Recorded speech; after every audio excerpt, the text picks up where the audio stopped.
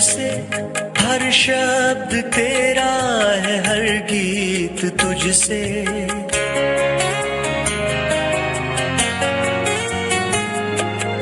तू स्वर की देवी, ये संगीत तुझसे, हर शब्द तेरा, हर गीत तुझसे। हम हैं अकेले, हम हैं अधूरे, तेरी शरण में हमें प्यार दे माँ। हे शारदे माँ, हे शारदे माँ, अज्ञानता से हमें तार दे माँ।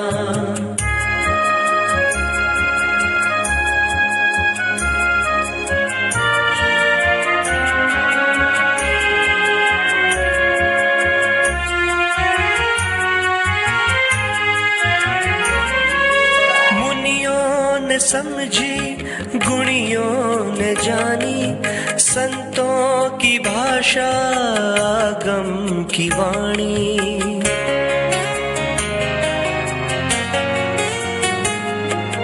मुनियों ने समझी गुणियों ने जानी, संतों की भाषा गम की वाणी। हम भी तो समझे, हम भी तो जाने, विद्या का हमको अधिकार दे माँ। हे शारदे माँ, हे शारदे माँ, अज्ञानता से हमें तार दे माँ।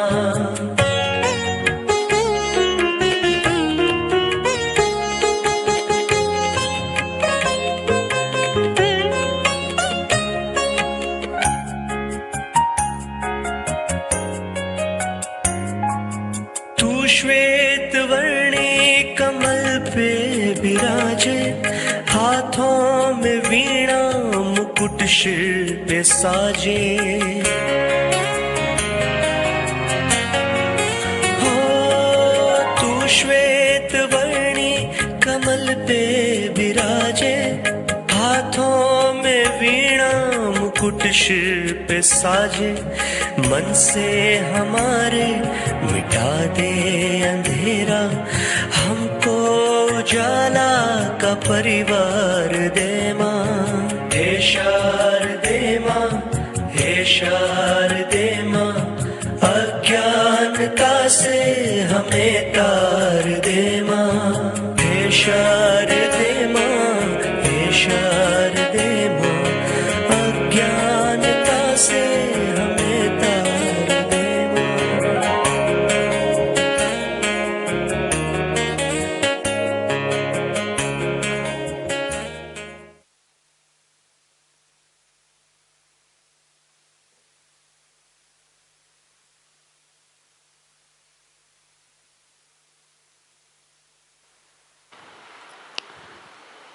सुबह बहुत सारे फ़ोन हो रहे थे, इसलिए मैं आपसे बात नहीं कर पाया आज। अभी लंच टाइम पे कर लेंगे। ठीक।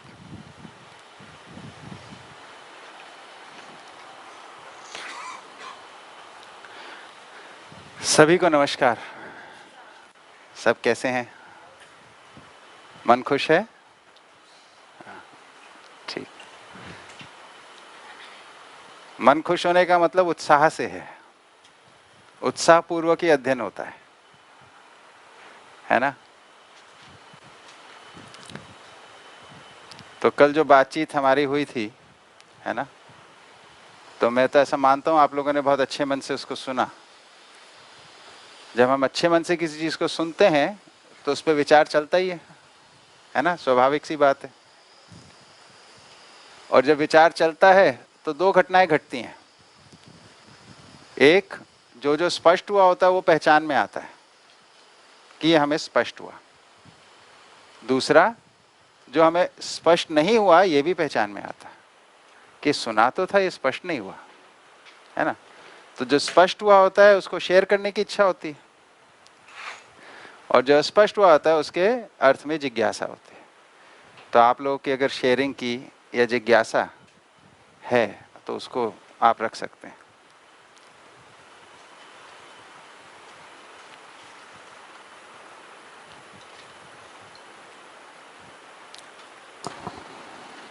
हेलो। वैसे तो भैया काफ़ी सारी टर्मिनोलॉजी कई बार आ चुकी है, जी लेकिन कल जो आपने वो एक क्षमता वाली बात बताई और कैसे योग्यता पात्रता से वो है, हाँ इस तरीके से हमने पहले अभी तक नहीं वो जाना था। जी तो एक ये बात बढ़िया से कनेक्ट हुई कि भाई ज्ञान अवस्था में है तो कब कहाँ से कहाँ तक की क्षमता है, हाँ तो योग्यता पात्रता को किस तरीके से हमको देखना है और किस तरीके से वो आगे बढ़ते हैं। बहुत बढ़िया। और फिर वो एक अभिव्यक्ति वाला और संप्रेषणा, ये सारे शब्द कई बार आ चुके हैं। हाँ लेकिन जैसे प्रकाशन, तो लोकव्यापीकरण क्या होता है, हाँ तो अब प्रकाशन के मुताबिक पता चला है कि भाई जो साहित्य है हाँ उसका क्या प्रयोजन हो सकता है। हाँ तो मतलब ये काफ़ी छोटी छोटी बातें थी। और एक वो अच्छी बात रही दया वाली, हाँ क्योंकि अभी तक क्या था, वो हम पैसे देना, दान, मतलब एक वो शरीर के धरातल पर ही वो देख पाते थे। जी लेकिन वास्तव में इस तरीके से भाई मानवीय शिक्षा की उसकी चाहना है, तो हम्म, उसको वो प्रदान कर पाना, हाँ वास्तव में वो दया है। हाँ तो वो अलग तरीके से फ्रेम हमारे सामने आई। हाँ तो ये कल का हमारे लिए टेक होम रहा था। बहुत बढ़िया।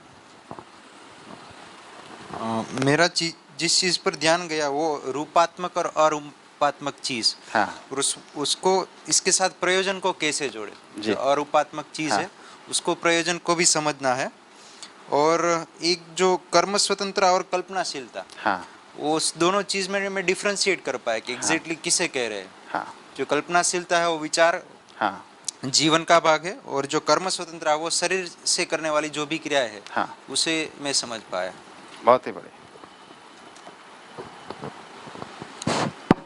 भैया कल जो आपने एक चीज़ बताई थी, कल्पनाशीलता और कर्म स्वतंत्रता, जो रियल वर्ल्ड और वर्चुअल वर्ल्ड के बारे हाँ में बताया, हाँ तो वो पेन का एग्जाम्पल परफेक्टली मीन्स ऐसे फिक्स ऐसे हो गया कि बहुत क्लियरिटी मिली कि जो भी प्रॉब्लम्स होती हैं, जो भी व्यवस्था में नहीं है, वो सब कल्पनाशीलता में बहुत सारा चलता रहता है। हाँ लेकिन बाहर अगर रियल वर्ल्ड देखे तो व्यवस्था है बहुत हाँ सारी, हाँ लेकिन हमारे अंदर ही कुछ ना कुछ चलता रहता है, उसके हिसाब से बाहर हमारा कार्य व्यवहार पे इफेक्ट आता है। हाँ तो अगर कल्पनाशीलता पे ही ज्यादा काम किया जाए पहले, हाँ तो बाहर तो बहुत सारी व्यवस्था है ही, तो वो एक बहुत समझ में आया। बढ़िया। और जैसे भैया ने बताया रूपात्मक और अरूपात्मक, उसमें भी बहुत अच्छा ध्यान गया।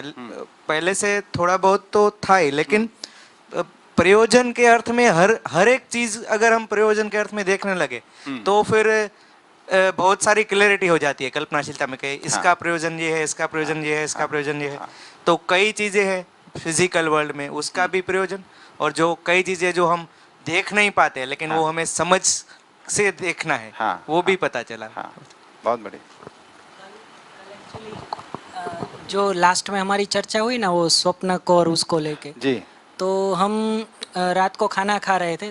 फिर मेरी वाइफ ने बोला कि रात को, मतलब परसों रात को एक मुझे बहुत सारे सपने आए थे, और तो फिर उसमें ऐसी ऐसी चीज़ें आई जैसा तो कभी जो हमने नहीं बोला कि वो हाँ। होता ही नहीं। तो फिर ये से तो बोले कि सपना क्या होता है, तो मुझे एक मौका मिल गया वो सुसुप्ति जागृति और फ्रेम खोलने का। हाँ। तो एक वो बढ़िया सा एक चर्चा का दौर चला कि भाई हाँ। स्वप्न क्या होता है। आज हमारी यही बात पे तो ये रियल वर्ल्ड और वर्चुअल वर्ल्ड का भी थोड़ा हाँ बताया। तो ये भी एक अच्छा था कि मौका मिलता है तब अगर बात को रखते हैं तो कोई अच्छे से सुनता है वो। हाँ हाँ। और जब बात रखते हैं तो ये भी पता चलता है कितनी स्पष्टता हम में है। हाँ हाँ ये भी हाँ, पता कि चलता भाई है। कितना हम रख पा रहे हैं। हाँ हाँ उसी से पात्रता बढ़ती है। हाँ बोलिए। हाँ नमस्ते भैया।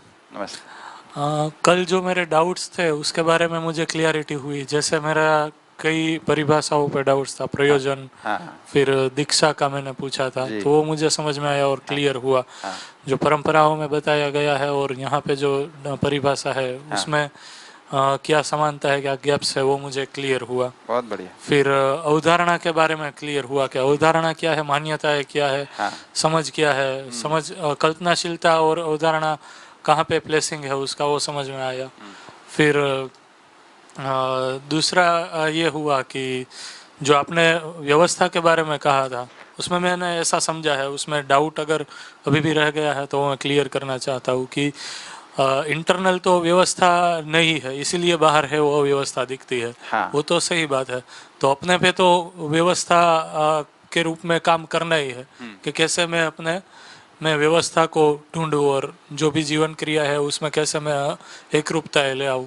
लेकिन बाहर व्यवस्था ही है ऐसा भी मुझे अभी दिख नहीं रहा है, क्योंकि धरती बीमार है भैया।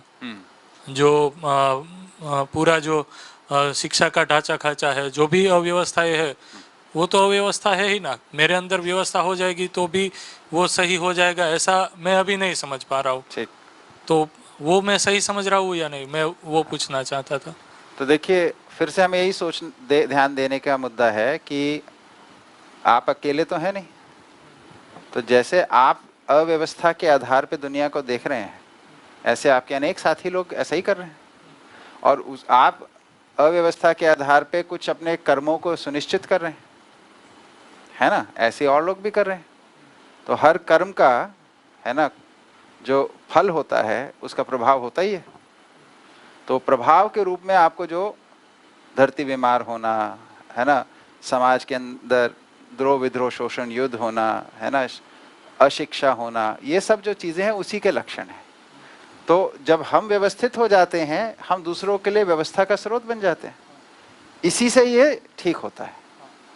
ठीक है ना? ठीक है, मतलब हम व्यवस्थित हो जाते हैं तो उसके लिए क्या सही हो सके उसकी योजना हो सकती है, वरना तो हम पीड़ित हो जाएंगे। बिल्कुल बिल्कुल। हम अव्यवस्था से कोई समाधान प्रस्तुत नहीं कर सकते।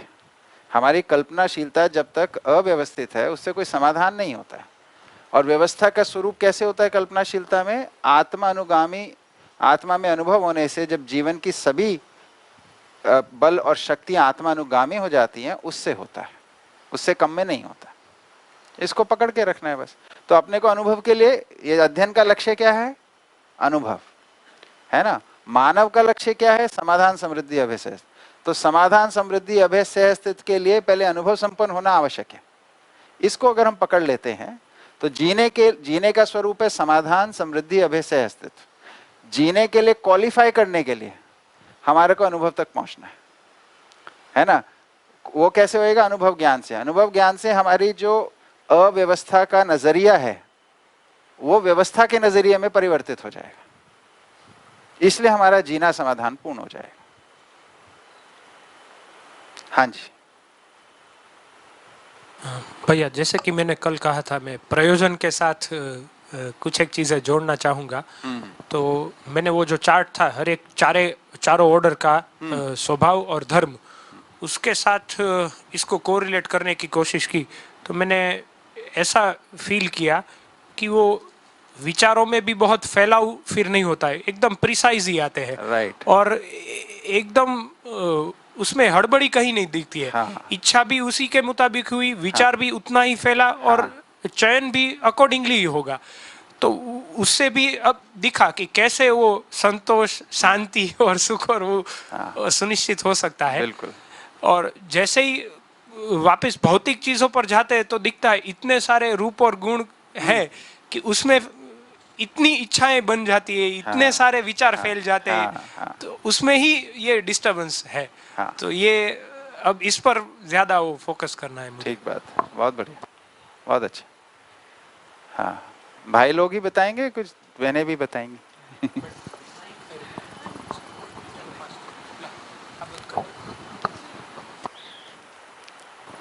भैया, एक तो आपने वो पेन वाला एग्जाम्पल लिया था ना, हाँ। वो बहुत ही अच्छा था। हाँ। वो सिर्फ अपने पेन को नीचे फेंक के वो जो एक ही बार में बता दिया ना कि हमारी कल्पनाशीलता में हम क्या क्या सोचते हैं, बहुत क्लियर हो गया।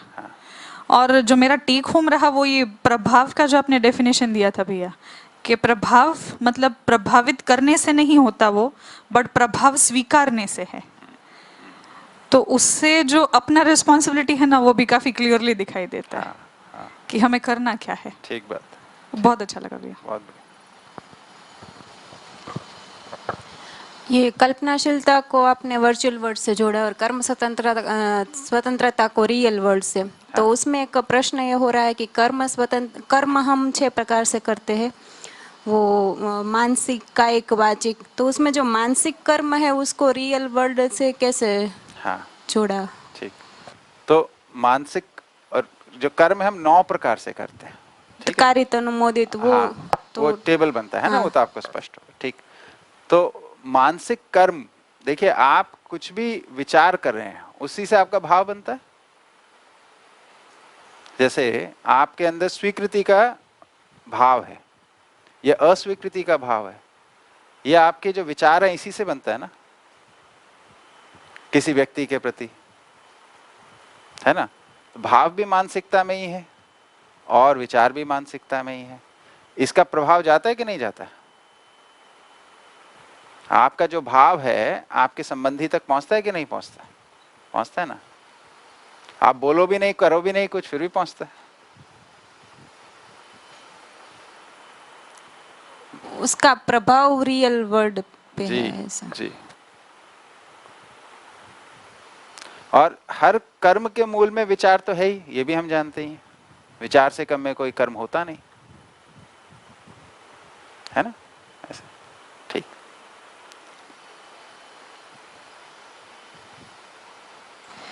भैया कल आपके आचरण से बहुत कुछ सीखने को मिला। लाइक सबसे पहली चीज़ ये कि संबंध, उस पे जो आपने जैसे मिठाई से भी शुरू की, वो भी एक मतलब एक टेक होम था। इन चीज़ों पे कई बार ध्यान नहीं जाता है, अकेले ही एक चलने की आदत होती है, लेकिन कल आपके आचरण से वो चीज़ बहुत मतलब मुझे सोचने पे मजबूर किया। And I really took it as this is the point where I am lacking also. तो ये मुझे पकड़ में आया कि ये अकेले की जर्नी नहीं है, सबके साथ ही हो पाएगी और यहीं से शुरुआत हो सकती है। तो ये एक मुझे बहुत इम्पोर्टेंट मिला। और अवधारणा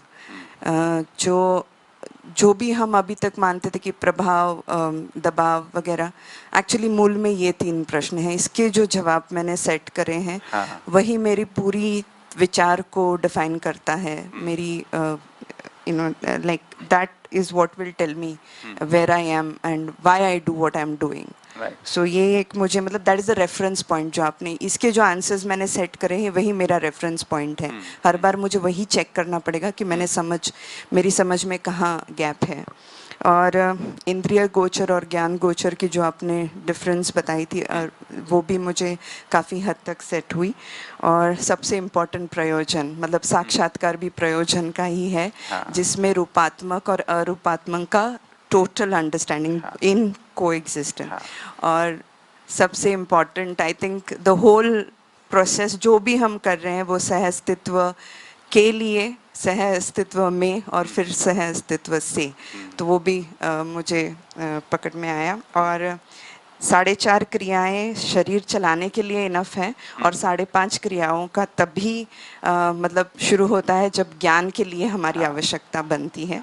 वो एक बहुत अच्छे से हुआ। और मुझे समझ है वो मुझे 2 ही चीज़ों में दिखेगी, जब मैं व्यवहार में न्याय कर पाऊंगी और मेरे जो कार्य है उसमें नियम मैं पालन करूँगी। बहुत बढ़िया। तो ये मुझे बहुत ही अच्छा। ठीक। और कोई? ठीक है। आप लोग बहुत पीछे बैठे हैं, आगे भी आ सकते हैं।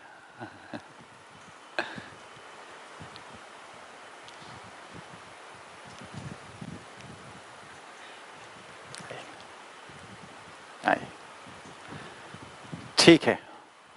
तो जो अपनी कल की चर्चा है उसके ऊपर बढ़िया फीडबैक आ गया, आप लोगों का शेयरिंग भी हो गई, कुछ एक आधा क्वेश्चन भी हो गया, है ना। तो इसी प्रक्रिया से हम चलेंगे। जब भी आप लोगों का कोई भी शेयरिंग करने की इच्छा हो तो शेयरिंग की जाए, और कुछ जिज्ञासा या स्पष्टीकरण हो तो उसको पूछा जाए, है ना। भैया, हाँ जी। कल ये मुझे स्पष्टीकरण हुआ कि समझदार आदमी समझदार से वो प्रोड्यूस होता है और वो समझदारी दिखाता है जब भी व्यवहार में काम करता है। तो फिर व्यवहार में देखने जाते हैं तो फिर घर में जब भी मैं पहले थोड़ा कंफ्यूज हो जाता था या फिर घर में चिढ़ जाता था, तो फिर कल तो आधा चिढ़ तो कम है हो गया कि अच्छा। अभी जब भी होते हैं तो फिर एक बार होता है तो वो सूत्र याद आ जाता है कि समझदार आदमी समझदारी से काम करता है। हाँ। तो फिर वो चिड़चिड़ापन वो पहले से ही आधा हो गया, अभी थोड़ा थोड़ा कम हो रहा है। हाँ। बहुत फिर ये एक सूत्र अगर हमारे पास भाषा आ जाती है तो फिर उसका हम सोचने लगते हैं। ठीक बात है।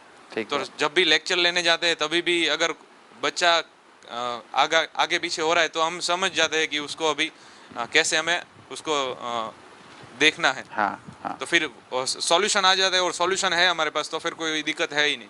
हाँ, ठीक बात है, बिल्कुल ठीक। ठीक, हाँ जी, हाँ भैया, माइक दीजिए भैया को आगे।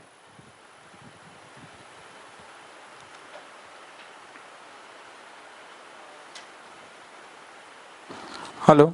मुझे जो अच्छी बात लगी कल वो यानी काफ़ी सारी तो शेयरिंग हो ही चुकी है, लेकिन मुझे जो बहुत अच्छा लगा वो मानव अपनी पूर्णता को प्रकट कर सके उसके लिए धरती का एक एक कण काम कर रहा है।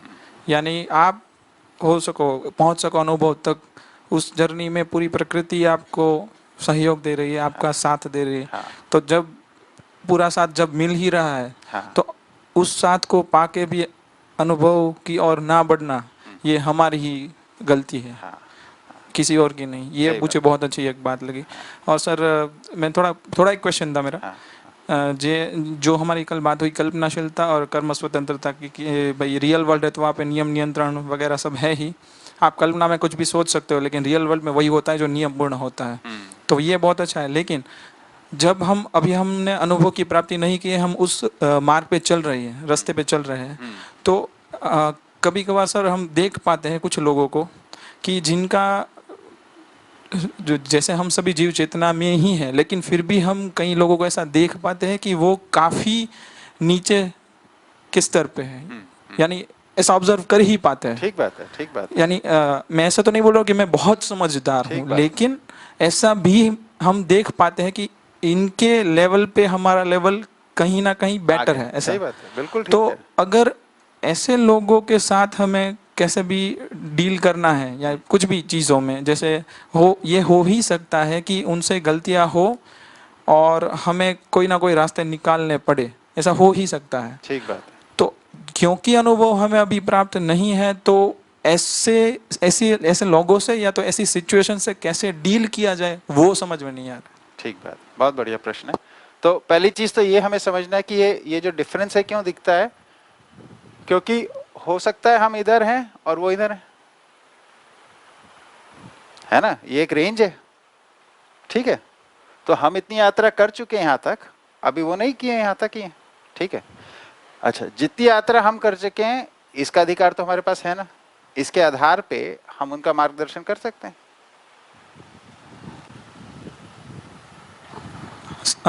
वो सही है, लेकिन सर हो सकता है हमारी भी इतनी योग्यता ना हो कि हम उनको उस लेवल तक शायद पहुंचा सके। हाँ। और ये भी हो सकता है कि हमें ऐसे रास्ते ना मिले अभी। हाँ। तो धैर्य बना के रखना पड़ेगा। हाँ। और जितने अवसर मिले उसको हमें यूज करके उनको वहां तक लाना पड़ेगा। लेकिन ये जो धैर्य है वही शायद नहीं हो पा रहा है, ऐसा कुछ मुझे लग रहा है ठीक अभी बात, फिलहाल। ठीक। क्या इसमें अभी हम संबंध की स्वीकृति नहीं होती है हमारी, है ना। तो क्या जैसे हमें लगता है कि किसी व्यक्ति को अभी सहयोग की आवश्यकता है, शायद मेरा सहयोग ना स्वीकारे, तो उसको किसी और के सहयोग को उपलब्ध करा दीजिए।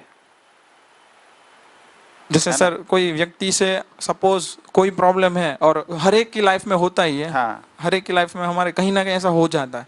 तो क्या उनसे संबंध बिगाड़ यानी मीन्स ना बोलना या फिर हाँ। है ना अपने हालात पे उनको छोड़ देना कि भाई जब परिस्थिति ठीक होगी तब बात की जाएगी, अभी हाँ। बात करना सही नहीं है, ऐसा करना उचित होगा, या फिर संबंध को समझ के अवसर लेके और उनको आगे बढ़ने में सहाय रूप होना ये ज़्यादा अच्छा हो। क्योंकि क्या होता है कभी कभार ऐसा होता है कि हम तो चाहते हैं कि वो सही हो जाए, लेकिन वो यानी हमारी सलाह या कुछ भी हमारी ओर से कोई इनपुट लेना ही नहीं चाहते, हमारा प्रभाव नहीं स्वीकार रहे। हाँ यस यही कह सकते हैं, क्योंकि हम प्रभावित कर रहे हैं। हाँ। तो सर इस केस में क्या एक ब्रेक मारना जरूरी है, पॉज देना जरूरी है, या फिर कुछ भी हो जाए किसी और रास्तों से उनसे बात करने की कोशिश करना ये उचित रहेगा? मुझे ये समझ में नहीं आ रहा। इसमें कोई वन पॉइंट सॉल्यूशन नहीं है,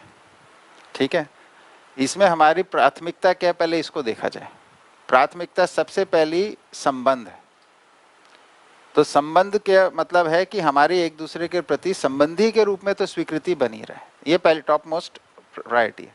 तो कोई भी मुद्दा इससे ऊपर नहीं है। अगर कोई मुद्दा इस स्वीकृति को वायलेट करता है तो मुद्दा छोड़ देने का, मैंने तो स्वीकारा ऐसे कि मुद्दा इंपॉर्टेंट नहीं है, फिर आप ही करो जो करना है, मेरे को संबंध नहीं बिगाड़ना, ठीक है। तो इसका घटना में तो कोई बहुत प्रभाव दिखता नहीं है ना, लेकिन एक लंबे अरसे में प्रभाव दिखता है। ये जो दर्शन जो बात कह रहा है वो घटना विधि से पकड़ में ही नहीं आती है। हम सारे एग्जाम्पल घटनाओं के लेते हैं, है ना। ये व्यवहार की बात है जो एक लंबे अरसे में समझ में आती है ना। जैसे घर में हम रहते ही हैं, तो हो सकता है हमारे घर में कोई बुजुर्ग है जो हमारे को घटना के रूप में डांट लगाता हो, पर ओवरऑल जब टाइम में देखते हैं हम तो लगता है कि वो डांट नहीं लगाते तो शायद हम भटक जाते, ऐसा भी लगता है कई बार। तो घटनाओं में देखने से होता है कि अभी तो हमारा मन ठीक नहीं है। ये जो मन जो है ना, ये तो कभी भी कहीं भी लग जाता है, इसको कभी भी अच्छा लग जाता है, कभी भी खराब। मन के आधार पे, मन जो है इसके आधार पे निर्णय लेना, इसी का नाम आशा बंधन है ना। हमें अच्छा लग रहा है, ये कोई आधार है क्या? ये तो प्रिय है, इससे क्या निकलेगा? अच्छा नहीं लग रहा है ना, तो पूछना क्या है इसमें प्रयोजन है कि नहीं है,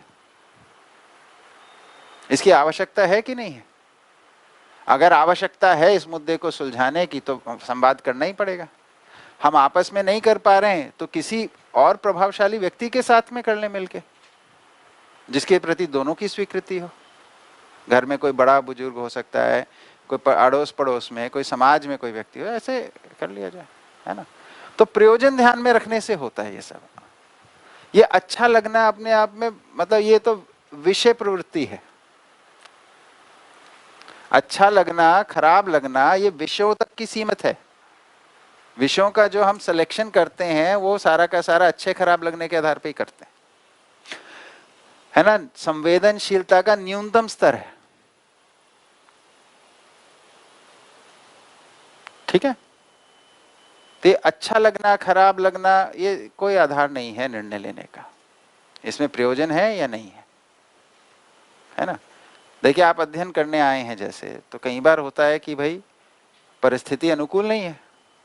अच्छा लगना, खराब लगना क्या? अनुकूलता, प्रतिकूलता।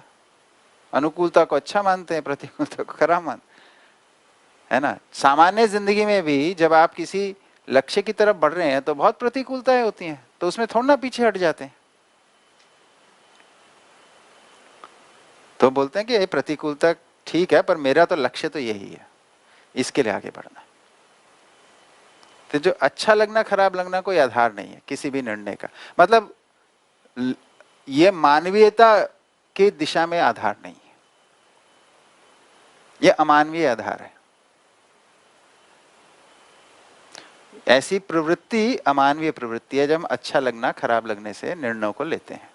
अपना दिशा निर्धारण अनुकूलता, प्रतिकूलता के आधार पे करते हैं, तो ये अमानवीय प्रवृत्ति के रूप में गणना होती है। अभी हम पढ़ेंगे कर्म दर्शन में, तो ये लिखा हुआ है, पढ़ा होगा आप लोगों ने, देखा ही होगा, है ना। ठीक जी। सर, कल बहुत सारे क्वेश्चंस ऐसे थे जो डायरेक्टली आपने जो सॉल्यूशंस दिए, I think it was the two the points, कि एक ही लाइन के अंदर, एक ही शब्द के अंदर सारे के सॉल्यूशंस ऑलमोस्ट सारे मिल गए। तो कल तक का जो डाउट सॉल्विंग जो था वो भी काफ़ी अच्छा रहा। बट द क्वेश्चन, एक दो क्वेश्चन और ये बन रहे अस्तित्व को लेकर के। जैसे आप कल बता रहे थे कि बाबा जी का जब देहांत हुआ, या उन्होंने जब शरीर छोड़ा, ऐसा बोला कि मैं अगला जन्म लूँगा या फिर नेक्स्ट जर्नी है स्टार्ट करेंगे। तो सर, जब तक एक ऐसे स्टेज तक आ जाते हैं, जैसे ज्ञान की अवस्था तक आ जाते हैं, या तो ज्ञान को उनकी एक लेवल तक आ जाते हैं, फिर उसके बाद वो स्वतंत्र हो जाते हैं जन्म लेने के लिए या तो फिर वो जर्नी स्टार्ट करने के लिए। तो ये जो पॉइंट ऑफ व्यू होता है, जैसे जन्म लेना है या फिर कहाँ लेना है, ठीक है। तो मेरा क्वेश्चन ये है कि अगर ये लेना है, कौन सी धरती पे लेना है, क्या ये भी विजुअलाइज कोई कर पाता है? हाँ। या तो फिर ऐसी भी धरती मुझे लगता है कहीं ना कहीं होगी, आउटर दी गैलेक्सीज, ये गैलेक्सी के सिवा भी, तो वहाँ पे भी इससे शायद बेहतर डेवलप्ड धरती और मानव भी शायद वहाँ पे होंगे। तो क्या वहाँ पे, मतलब इतनी ब्रॉड व्यू मिल पाता है after the gaining the knowledge? क्योंकि एक कल मैंने व्हाट्सएप पे शायद एक वीडियो ग्रुप के अंदर भी सबको भेजा था, तो एक पूरे गैलेक्सी से बाहर पूरा पॉइंट ऑफ व्यू दिखाया वहाँ पे, और एक पूरे रेटिना मीन्स आइज आँख के अंदर के कोश के अंदर का भी वो वर्किंग उस कैसे होता है वो दिखाया वीडियो के अंदर। तो ये डेप्थ तक जाने का और उनको विजुअलाइज करने का, उनको रियलाइज करने का भी पॉइंट ऑफ व्यू मिल सकता है after the certain point of time. तो 2-3 बातें आपने बोली इसमें। पहली बात तो बाबा जी ने शरीर छोड़ते वक्त ऐसा कुछ नहीं बोला है ना। उनके सामने 2009 में नहीं 2010 में 2008 में उनके सामने ये प्रश्न किया गया था कि भाई अगर कोई जागृत मानव भी शरीर को अगर छोड़ेगा और अगली शरीर यात्रा शुरू करेगा तो कहाँ से करेगा, है ना। उस संदर्भ में उन्होंने उस वक्त बताया था, है ना। तो उस अर्थ में मैं बता रहा था, ठीक है। तो उनका शरीर शांत हुआ 5 मार्च 2016 को, है ना। उस वक्त ऐसा कोई सूचना नहीं दी, उससे पहले ही बता दिए थे वो, है ना। दूसरी बात कि हाँ, शरीर छोड़ने के बाद शरीर यात्रा शुरू करने का जो है खेल, है ना। वैसे तो मैं ऐसे क्वेश्चंस को बहुत एंटरटेन इसलिए नहीं करता क्योंकि मरने के बाद की घटनाएं समझना जीने की घटनाओं को समझने के बाद ही होता है। पहले जीना समझ में आएगा या पहले मरना समझ में आएगा? जीने के आधार पे मरना समझ में आएगा, मरने के आधार पे जीना समझ में आएगा? जीने के आधार पे मरना समझ में आएगा। तो पहले जीने को ही समझना पड़ेगा, ठीक है। पर फिर भी आपके अंदर इसका लिखा कौतूहल है तो मैं इसको सूचना दे देता हूं आपको कि भ्रमित अवस्था में शरीर यात्रा को चयन करने का अधिकार नहीं होता, उसमें विवशता होती, वो करता ही है। जागृति के बाद शरीर यात्रा का चयन करने का अधिकार है, ठीक है। अमानव जो होता है वो शरीर यात्राएं विवशता पूर्वक एक ही धरती की सीमा में करता है, एक ही, और एक भी धरती में भी एक ही कि एक स्थान के आसपास ही रहते हैं, अपने जिनको वो अपना बंधु भाई है ना संबंधी स्वीकारा होता है उन्हीं के आसपास शरीर यात्राओं को शुरू करते हैं। मानव के पास अनेक धरतियों तक, मानव यानी जागृत मानव के पास, मानव चेतना वाले मानव के पास अनेक धरतियों तक उसका फैलाव होता है। दिव्य मानव के पास अनंत धरतियों तक का फैलाव होता है ना। तीसरी बात, इस गैलेक्सी के बाहर ऐसा, इसमें ऐसा लगता है कि आपने अज्यूम कर लिया इस गैलेक्सी में और कोई धरतियां नहीं है जहां मानव नहीं है। हो सकता है इसी सोलर सिस्टम में हो, मालूम नहीं, अभी तो हमने खोजा नहीं है। इसमें नहीं तो दूसरे सोलर सिस्टम में हो सकती। तो ऐसी अनंत धरतियां हैं जिसपे केवल पदार्थ अवस्था है, ऐसी अनंत धरतियां हैं जिसपे पदार्थ अवस्था प्राणावस्था है, ऐसी अनंत धरतियां हैं जिसपे पदार्थ अवस्था प्राणावस्था जीवावस्था है, और ऐसी अनंत धरतियां हैं जिसपे चारों अवस्थाएं। ऐसी अनंत धरतियां हैं जहां पे केवल अभी जागृतिशील हैं, जागृति प्रमाणित नहीं हुई। ऐसी अनंत धरतियां हैं जिसपे जागृति प्रमाणित हो चुकी है, ठीक है। तो अस्तित्व में ये नित्य वर्तमान है, ठीक है। हर धरती के विकास क्रम की हर स्थिति अनंत है, ऐसी अनंत धरतियां। इसलिए इसको कैसे समझ सकते हैं, जैसे मानव की शरीर यात्रा को अगर आप देखते हैं तो इस क्षण में जन्म लेते हुए कितने बच्चे होंगे, है ना। इस क्षण में 1 साल की आयु के कितने बच्चे होंगे, इस क्षण में 5 साल की आयु के कितने बच्चे होंगे, है ना, 10 साल की, 20 साल की। तो आप एक एक क्षण से भी डिवाइड करेंगे तो उन सबके बहुत सारे होंगे। तो यानी ये सारी स्थितियां वर्तमान है ना। हर क्षण में हर मानव की आयु की सारी स्थितियां वर्तमान है, और एक सैंपल में नहीं, अनेक सैंपल्स में। इसी का नाम नित्य वर्तमान। तो ऐसा मानव की शरीर यात्रा के साथ भी है, पेड़ के साथ भी है, जीवों के साथ भी है, धरतियों के साथ भी है। सभी स्थितियां नित्य वर्तमान।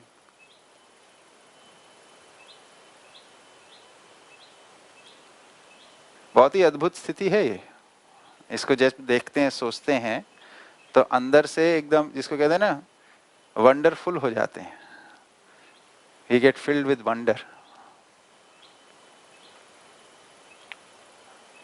ठीक है, बढ़िया। हाँ जी, और कोई बात?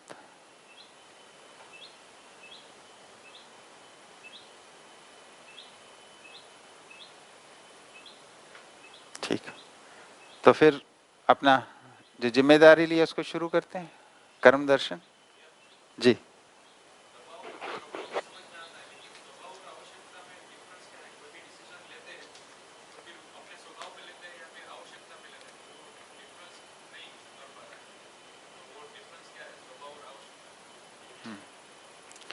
देखिए स्वभाव जो है अमानवीयता में प्रवृत्ति है